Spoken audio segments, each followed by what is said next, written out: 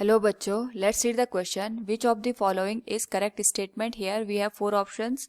A. In fission process, two fragments are necessary, but in fusion two products are not necessary. B. In fission process, two fragments are not necessary, but in fusion two products are necessary. C. In fission process as well as fusion, two products are necessary. And D. In fission process or fusion, two products are not necessary. Now, first of all, we will discuss here the key concept, and here the key concept is fission and fusion reaction of an atom और nucleus. तो जब भी हम बात करते हैं यहाँ पे फिजन और फ्यूजन की, these are nuclear reactions. Nuclear reactions का मतलब यहाँ पे ये हो गया, यहाँ पे जो एटम्स होते हैं उनके जो न्यूक्लियस होते हैं वो पार्टिसिपेट करते हैं. तो अगर हम इंडिविजुअली दोनों को समझें, फर्स्ट इज फिजन रिएक्शन. तो फिजन रिएक्शन का मतलब होता है यहाँ पे कोई भी एटम होता है वो टू और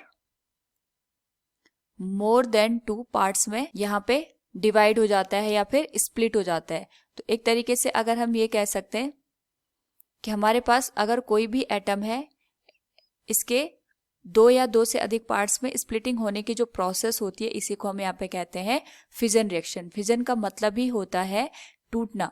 तो अगर हम यहाँ पे एक एटम कंसिडर करें ए, ये टूट करके यहाँ पे बी और सी दो एटम में ये यहाँ पे ब्रेक हो जाता है, तो इस पर्टिकुलर प्रोसेस को हम कहेंगे फिजन रिएक्शन.